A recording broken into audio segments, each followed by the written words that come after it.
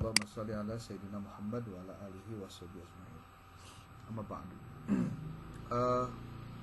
Mahasiswa angkatan atau semester 6 kelas C yang saya banggakan, alhamdulillah hari ini kita bisa bertemu dalam kuliah pertemuan ke-8 ya. Pertemuan ke-8 yang seharusnya sekarang tuh jadwalnya UTS. Nah, rencananya UTS-nya akan dilaksanakan mulai hari ini sampai dengan tanggal 3. Jadi nanti dikumpulkan tugasnya tanggal 3. Ini Bapak share screen untuk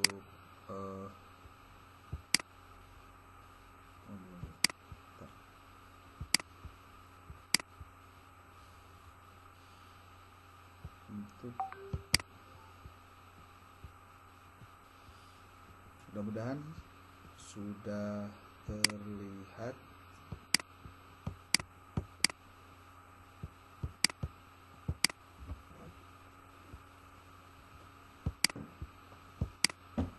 Sudah terlihat ya.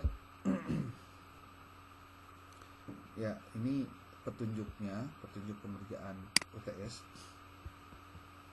Nanti kamu pastikan memahami tentang ini. Coba perhatikan baik-baik. Petunjuk pengerjaan UTS. Secara umum, UTS ini dikerjakan dalam waktu 10 hari. Dikirim ke email mustafna77@gmail.com.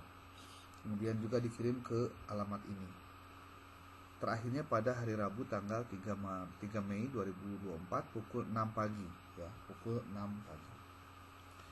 Di bawah ini akan ditampilkan petunjuk pengerjaannya. UTS ini sifatnya individual untuk menganalisis buku PAI atau rumpun PAI sesuai dengan pembagiannya masing-masing. Yang akan dianalisis dari buku PAI atau rumpun PAI tersebut adalah bagian evaluasi pembelajarannya atau penilaian.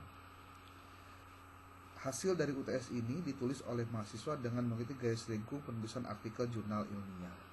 Nah, nanti gaya selingkuhnya seperti apa, jurnal ilmiah seperti apa, nanti akan Bapak sampaikan. Apa yang harus kalian kerjakan, gaya selingkuhnya seperti apa nanti dijelaskan sekarang. Oke, tahap 1, persiapan. Mahasiswa mendownload buku yang menjadi bagiannya. Oke, bukunya kan sudah kebagian tuh semua. Lalu mahasiswa mencari, membaca, dan mendownload artikel jurnal ilmiah yang bisa dikutip untuk menambah referensi pada tulisan. Bisa mencarinya di garuda.kemdikbud.go.id, bisa juga mencarinya di Google Scholar, bisa juga mencarinya di kalau aplikasi ada yang pernah Bapak sampaikan, itu namanya Publish or Perish. Itu Publish or Perish juga bagus ya. Itu luar biasa, bisa cepat untuk mendapatkan artikel yang banyak, bisa ribuan itu ya dalam sekali klik. Kemudian pastikan Anda menggunakan reference manager, boleh pakai Mendeley, boleh pakai Zotero ya. Nah, kemudian setelah tahap pertama kamu lakukan, maka sebelum menulis panjang lebar dan sebagainya, kamu harus menelaah buku itu harus sampai dengan matang ya, dapat temuannya dulu gitu. Tahap kedua maksudnya, setelah tahap pertama sudah dilakukan, maka mulai menganalisis buku. Pertama, baca buku yang sudah download dengan hati-hati. Lalu yang kedua, langkah selanjutnya menuliskan identitas buku. Ya, identitas buku tahu kan? Nama penulisnya siapa, editor, nama penerbit, alamat penerbit, ISBN, jumlah halaman, kurikulum yang dipakainya apa. Bahkan ini bisa dikembangkan. Silahkan dikembangkan menjadi bentuk lain. Silahkan saja bentuk lain. Untuk identitas buku ya. Lalu setelah identitas buku dibuka, kamu lihat buku tersebut bab per bab ya. Ada berapa buah, contoh ada berapa bab bab seluruh buku tersebut. Nah, ini juga menjadi penting, pertanyaan receh yang jangan sampai nggak tahu gitu. Kemudian, apakah di semua bab ada uji kompetensi atau penilaian atau evaluasi untuk siswa? Kalau iya, berarti baguslah. Apakah semua bab ada bagian atau bentuk? Ini pengantar dulu. Kemudian mulailah dengan bab 1. Nah, nih. Mulailah dengan menelaah bab 1. Nih, lihat bab 1 aja. Ada berapa buah bentuk evaluasi yang terdapat dalam bab tersebut? Oh, sebelum ke situ. Apakah bab 1 judulnya apa? Judul bab 1 apa? Kemudian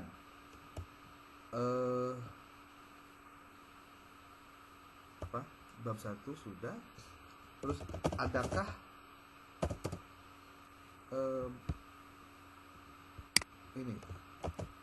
adakah bagian atau uji kompetensi?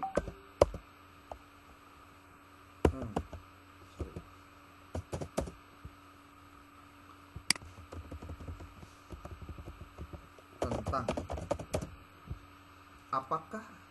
adakah bagian tentang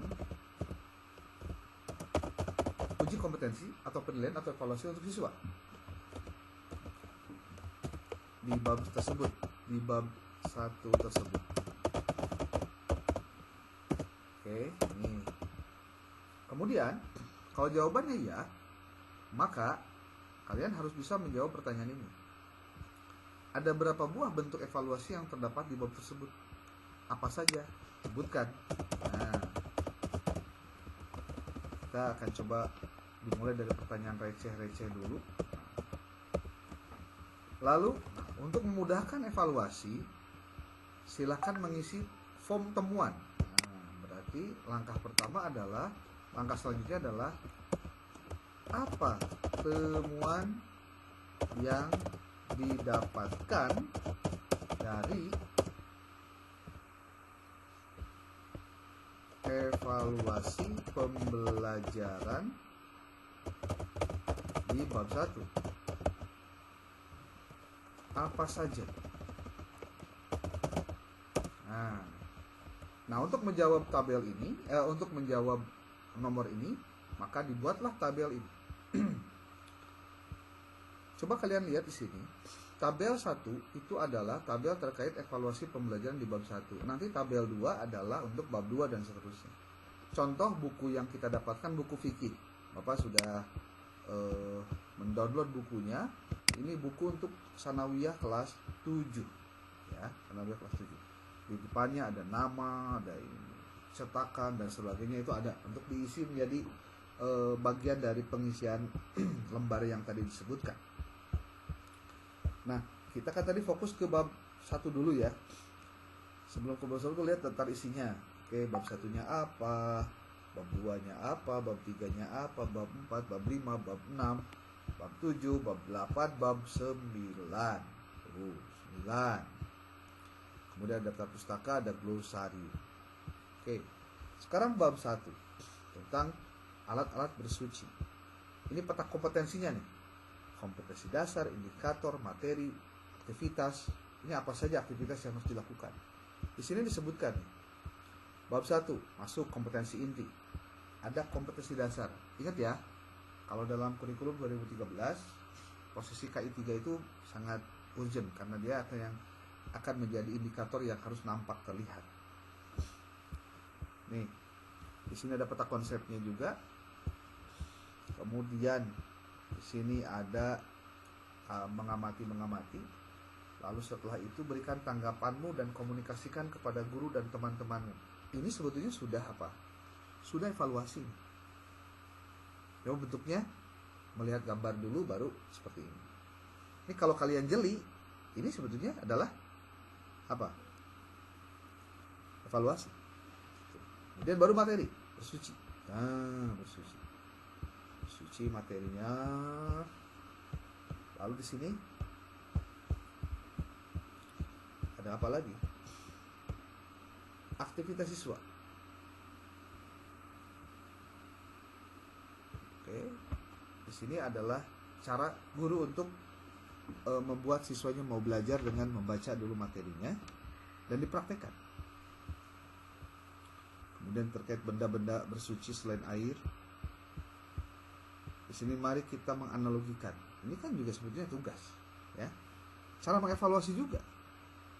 Bagaimana menggunakan benda padat selain batu, di sini juga ada penjelasan. Hikmah dalam penggunaan alat bersih, tuh, bersuci.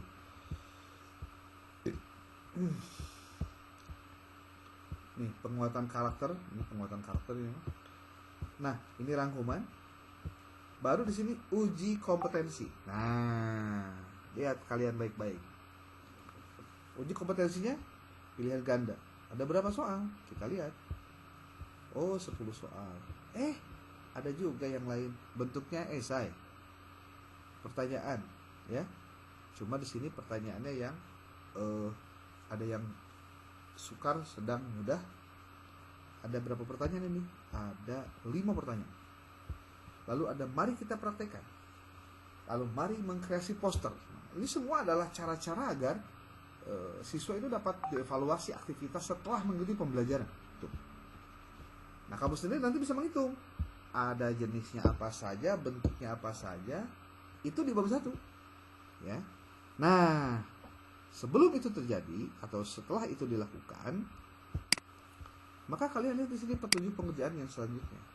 Kalian mengisi komponen apa yang harus dibahas. Karena ini sifatnya book report atau membaca buku, membaca naskah, ya. Maka pastikan kalian memahami apa kriteria penilaiannya, lalu dilihat di bab tersebut bagaimana posisinya. Seperti contoh, komponen evaluasi itu ada 8. Ada tujuan, ada konten, ada metodologi pembelajaran, ada aktivitas dan lahan, ada evaluasi dan penilaian, ada sumber bahan tambahan, ada prinsip dengan prinsip fikih lainnya, ada feedback dan refleksi, kemudian udah ada 8. Dari 8 ini kita ada ada kriteria penilaiannya. Maksudnya yang nanti akan kamu jadikan temuan di lapangan. Contoh, keterjelasan dan spesifikasi tujuan pembelajaran. Coba kamu cek di buku ini. Apakah jelas tujuan pembelajarannya itu dengan evaluasi yang ditulis di sini? Gitu. Jangan sampai kejadian ada kasus di mana ada sebuah buku yang antara KIKD atau tujuan pembelajaran dengan yang dievaluasikan itu berbeda. Kalau itu terjadi, berarti ada kekeliruan dan kamu harus buktikan di mana letak ketidakbetulannya. Lalu kenapa itu tidak betul? Kan itu pertanyaannya. Tuh. Apalagi relevansi tujuan dengan kebutuhan pembelajar. Lihat di buku, tuliskan apa yang ditemukan di dalam bab ini sesuai dengan kriteria penilaian. Jika tidak ditemukan, berikan catatan penjelas. Jika ditemukan pun, berikan alasan penjelas. Sebetulnya begitu, ya. Apalagi konten, sekarang konten. Jadi tiap itu ada 16 berarti ya. Ada 16 per bab. Per bab, ingat per bab. Akurasi dan relevansi materi. Kira-kira akurasi dan relevansinya itu dengan materi fikih, karena ini kebetulan kita kan materinya fikih tadi ya, pelajarannya kebetulan fikih. Nanti kalau PAI ganti PAI, kalau akidah halak ganti akidah halak, Quran hadis ganti Quran hadis, fikih ganti Quran fikih. Terus aja diganti dulu. Atau yang selanjutnya 2B-nya, cara penyajian yang mendukung pemahaman mendalam. Coba kalian lihat, konten itu materi ya, maksudnya konten itu materi, bukan konten YouTube atau apa, materi. Apakah materi yang disampaikan di dalam buku menurut hemat kalian itu bisa mendukung pemahaman mendalam nggak? Seperti ada gambarkah, ayat Qur'annya jelas atau tidak, dan sebagainya. Loh Pak, kok gitu ya kerja kita? Iya. Kalau ditanya, Pak kenapa sih kita harus mengkaji buku? Saya kasih tahu jawaban paling sederhananya. Kalian buka cek Undang-Undang Nomor 3 Tahun 2017 tentang sistem perbukuan. Di situ disebutkan tentang di pasal 6 tentang bahwa kementerian yang mengurusi masalah agama itu diserahkan kepada menteri yang menjadi urusan, berarti urusan agama, menteri agama. Lalu ada lagi di PP nomor 75 tahun 2019 tentang peraturan pelaksanaan perundang-undangan nomor 3 2017 tadi. Yang intinya begini. Buku untuk di sekolah jenjang dasar dan menengah itu dibagi dua. Ada buku teks utama, ada buku teks pendamping. Ada juga buku non teks. Ya. Nah, kalau dua buku teks utama, jadi buku itu dibagi dua, ada buku teks, ada buku non teks. Buku teks itu dibagi dua, ada buku teks utama, ada buku teks pendamping. Nah, buku teks utama itu dibuat oleh pemerintah dengan menggunakan kurikulum yang disusun oleh pemerintah. Dalam hal ini untuk madrasah, untuk PAI khususnya, PAI dan madrasah dan bahasa Arab itu diserahkan kepada Kementerian Agama. Itulah yang membuat apa? Kurikulum. Untuk PAI dan madrasah, itu dikerjakan oleh Dirjen Pendis, dalam hal ini Direktorat PAI dan Direktorat KSKK. Gitu. Nah, untuk mata pelajaran lainnya itu urusan Kemdikbud, ya. Kita ngomongin PAI. Nah, ketika bicara seperti itu, maka penting sekali buat kita sebagai orang-orang yang ada di lingkungan Kementerian Agama yang nanti mungkin akan bergerak di lembaga-lembaga pendidikan agama yang itu nanti akan dihargai kalau secara akademik kemampuan kita memahami kurikulum termasuk juga evaluasi ini penting. Nah, maka buku-buku yang menjadi buku teks utama yang dikeluarkan oleh Kementerian Agama berarti nggak boleh salah, nggak boleh jelek, nggak boleh kurang, nggak boleh ngedrop. Kenapa? Karena buku itu akan jadi wajib dibaca oleh seluruh siswa yang belajar PAI ataupun juga pelajaran rumpun PAI. Wajib dipakai. Terus Pak, kalau buku-buku dari penerbit gimana? Itu ada urusan lain. Urusan itu maksudnya tidak masuk pada kategori kita. Karena lebih masif lagi buku pelajaran pendidikan agama Islam yang dari pemerintah. Oleh sebab itu maka bagaimana kita memastikan agar bagaimana kita memastikan agar posisi buku teks utama itu aman, ya kita mengkaji buku-buku itu. Termasuk mengkaji tentang bahan evaluasi pembelajarannya. Maksud saya gini, nanti Anda bisa mengkritik, oh ini penulis bukunya nggak hati-hati, ini ada bagian pelajaran di mata pelajaran A di buku pelajaran agama di bagian tertentu itu ada penilaian yang tidak sesuai dengan tujuan pembelajaran. Nah, kan Anda bisa kaji itu, bisa kritik itu, ya bisa kritik. Walaupun mungkin buku itu akan segera ditarik karena mau digantikan dengan buku Kurikulum Merdeka, tapi nggak masalah. Sebagai bahan belajar, nanti kita orientasikan ke buku apa? Buku yang terkait Merdeka Belajar atau Kurikulum Merdeka. Kritik lagi, gitu. Ya. Tapi dikritiknya bukan karena sentimen, tapi pakai argumen. Argumennya apa? Argumennya adalah keilmuan, pengetahuan, dan pengalaman ketika kalian mengerjakan tugas dari pertemuan pertama. Tuh. Mungkin bisa dipahami ya maksudnya ya ke sana. Mudah-mudahan. Oke, lanjut. Kita sampai jam 11.50 ya.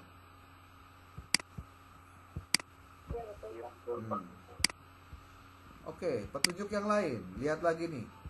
Lihat oleh kalian. Ternyata yang namanya penilaian pembelajaran itu tidak berdiri sendiri.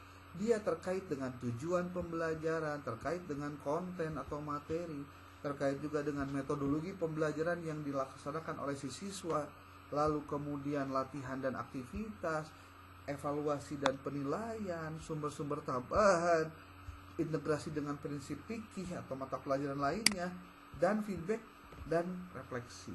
Ini luar biasa ini. Komponen ini harus kalian temukan per bab di sini. Jadi lamun dia ke bagian kelas 7 sanawiyah, berarti 7 bab berarti 7 kolom begini. Tapi baru cerita temuan. Nah, nanti setelah temuan ada pembahasan, ada analisis. Anda melakukan analisis terhadap temuan pada tiap bab dengan mengikuti tabel di bawah ini. Tabelnya ini. Tujuan ini komponen evaluasi tetap tujuan, konten, metodologi, dan seterusnya ke bawah 8 buah. Lalu deskripsi komponennya seperti apa untuk bisa menganalisis. Lihat, deskripsi komponen adalah menilai apakah setiap bab memiliki tujuan pembelajaran yang jelas dan spesifik serta relevan. Bagaimana temuan di bukunya? Ada nggak tujuan pembelajarannya? Cek lagi. Gitu dong. Tadi cek, ketemu. Oh, berarti sesuai dengan perintah atau sesuai dengan regulasi.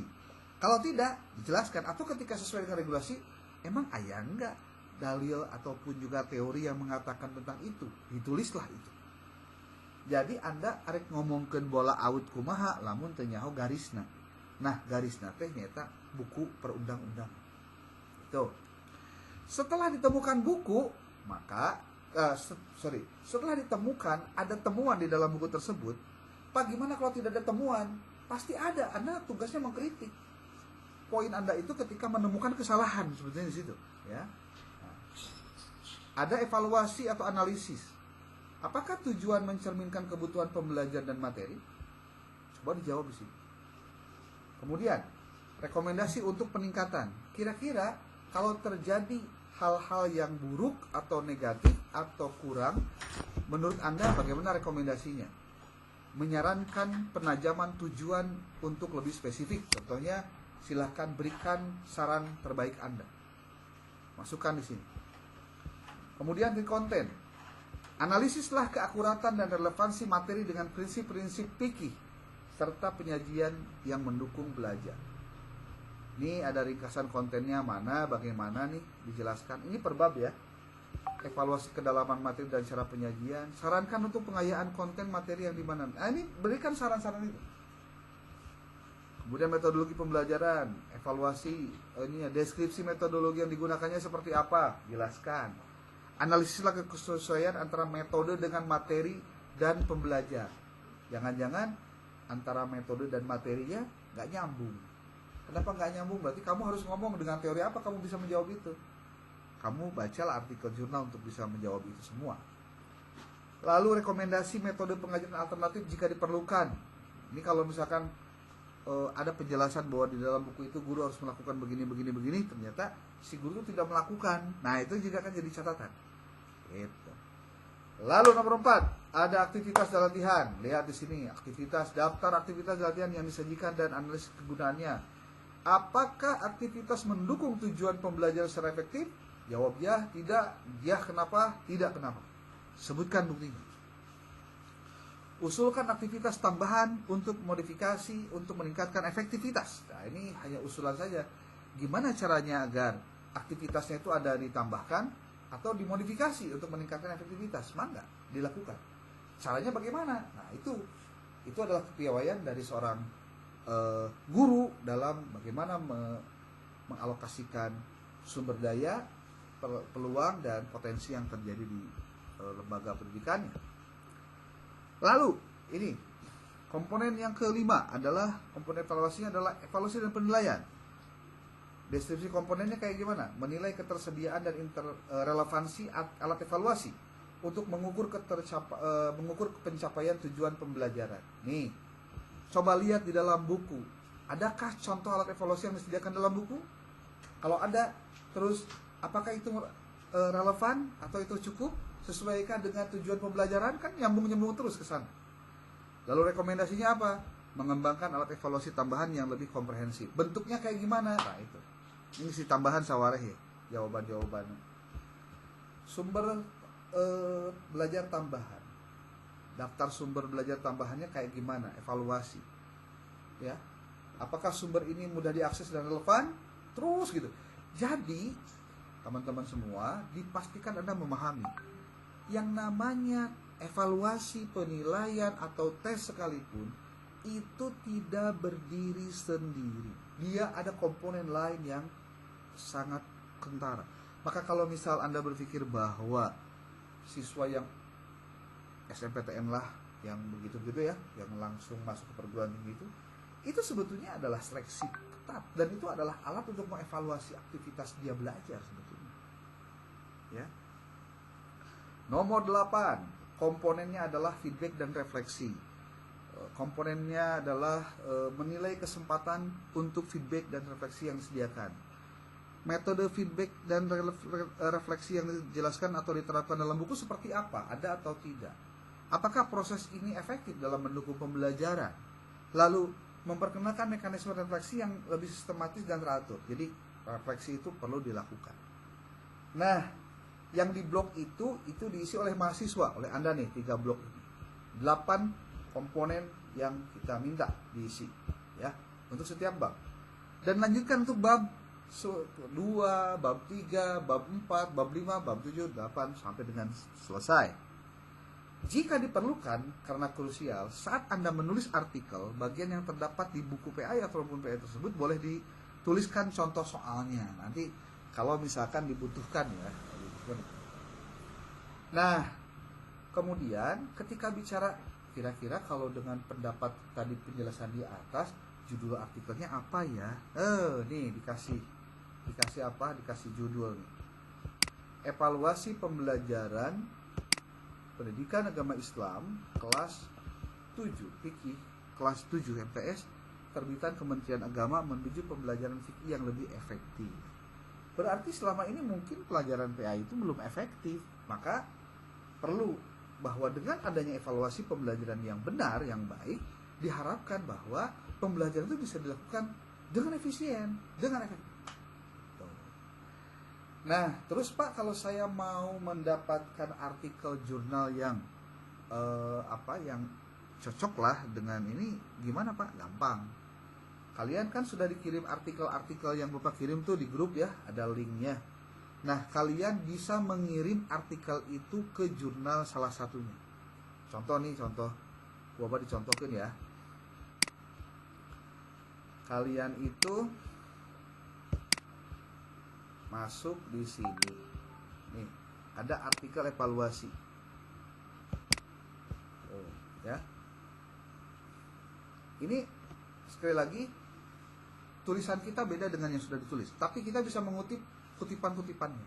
Bagaimana cara pengutipannya? Nanti kita lihat. Caranya seperti ini. Analisis tes butir soal, analisis evaluasi pembelajaran. Oke, coba kita lihat ini dulu. Ada sebuah artikel judulnya Evaluasi Pembelajaran PAI dan Budi Pekerti pada MTS dan SMP di Kota Bitung. Nah,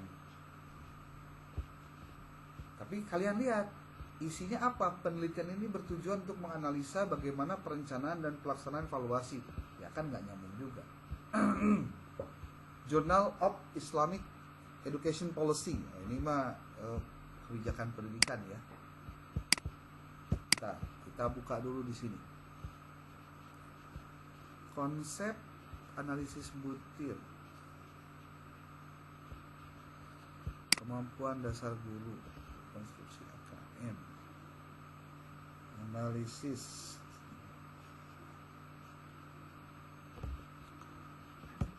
Karena memang belum ada yang melakukan hal seperti ini, maka jadi aneh gitu. Jumlahnya juga sedikit. Nah, ini dulu Bapak ketika ngajar kelas angkatan sekarang semester 8, si Elis, dia artikelnya sudah publish. Kalau dia ini untuk UAS nanti kalian ya, untuk ini, tapi nanti nggak bakal dijelasin sekarang. Ini mah tentang analisis soal esai terkait dengan hoax ya, hoax. Nanti itu mah pembahasan untuk UAS itu. Mana ya? Kok nggak ada?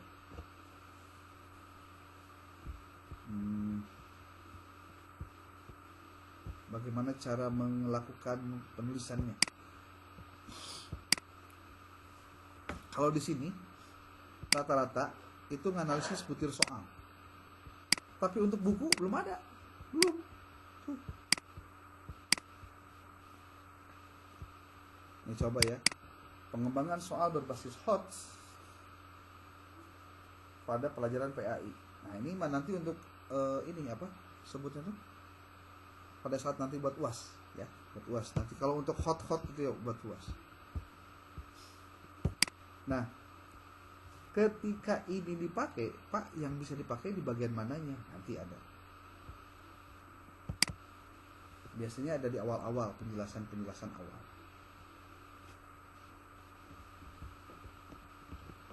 Tuh. Kalau ini kan menguji kualitas butir soal, berarti soalnya diteskan kepada siswa, gitu. Nanti hasilnya kayak gimana? Kalau kalian bukan begitu. Kalau kalian itu justru, nah inilah kita mau coba satu-satu deh. Kita ngelihat jurnal-jurnal yang ada supaya nanti kamu bisa masuk ke situ untuk artikelnya bisa dipublis di sana. Jadi kita kan tujuannya ingin tahu, Pak, saya mau publish tulisan, kira-kira gimana caranya kan gitu ya. Nah, nih. Kita ke sini. Masuk ke alamatnya yang tadi. Al-Asma Journal of Islamic Education. Ini kayaknya sudah ini belum ya? Sudah, maksudnya sudah ini belum terakreditasi belum gitu ya.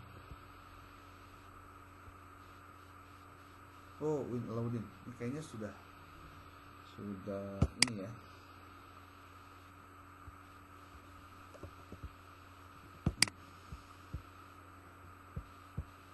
Wah, ini kayaknya sudah bagus nih, jurnalnya juga sudah bagus.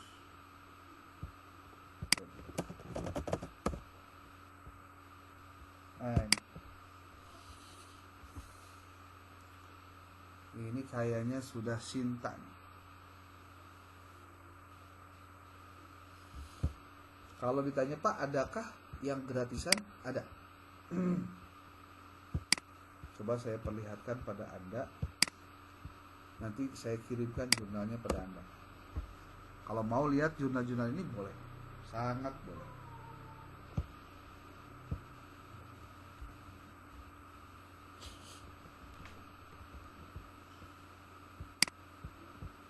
Nih, ini adalah kumpulan jurnal-jurnal yang bisa kalian pelajari. Ada yang PAI, ada yang MPI. Coba diklik yang PAI dengan PI-nya. Tuh, ini Sinta 5 dan ini free. Contoh ya, kita ambil Sinta 4 nih, Win Mataram,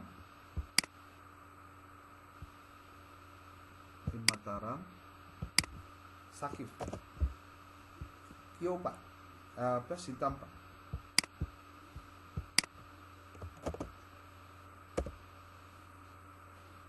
Nah, Sakif. Tuh. Ya. Kalau sudah, lihat oleh kalian yang namanya masuk dulu ke home. Dari home nanti ada about the journal. Lihat focus and scope-nya. Dengan bahasa Inggris. Biar macana copy paste karena Google Scholar lama. Udah klik kanan, lihat di sini ada translate to Indonesia. Nanti otomatis akan berubah menjadi bahasa Indonesia. Jadi gampang dibaca atau kudung kamus heula.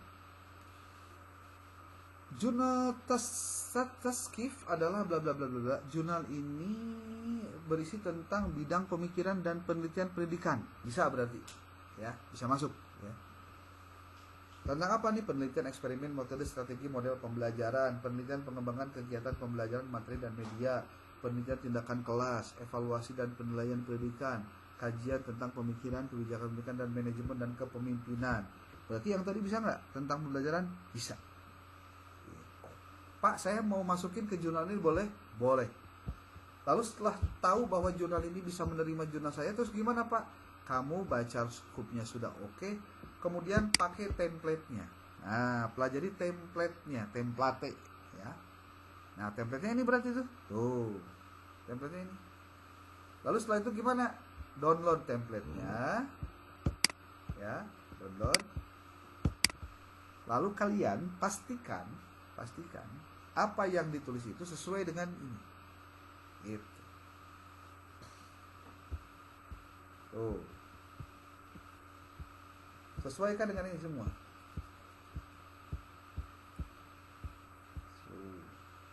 Kalau mau masukin ke jurnal ini, berarti kudu ada dasar teorina. Baca dulu ini.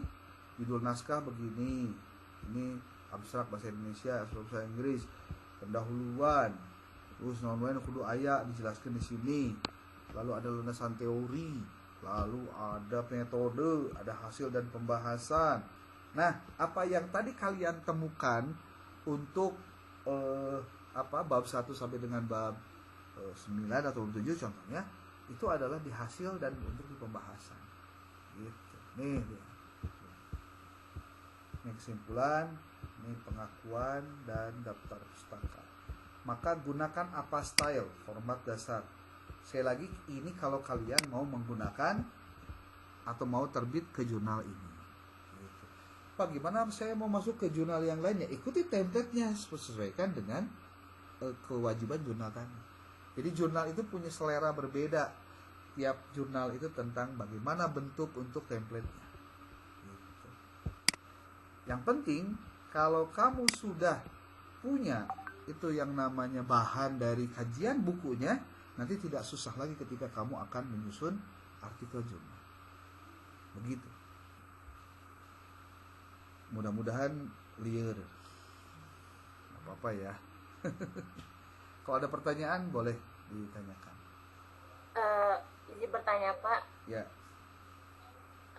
Jadi kan tahap awal itu kita kan menganalisa buku, sedangkan buku paket SKI kelas 1 dan kelas 2 itu tidak ada Pak. Saya cari tuh pas saya tanya ke Guru? adik teman saya yang MI, ternyata belum dipelajari SKI di 1-2 itu. Oke, berarti kamu silakan cari buku yang tidak dibahas oleh temanmu yang lain. Coba dicek deh. Gampang lah. Teman kelas ya Pak? Ya, teman sekelas. Kan ada bukunya, kan ada datanya ya. Ada datanya. Ya. Coba kamu cek buku pelajaran mana yang belum dipelajari oleh teman-teman kamu sekelas.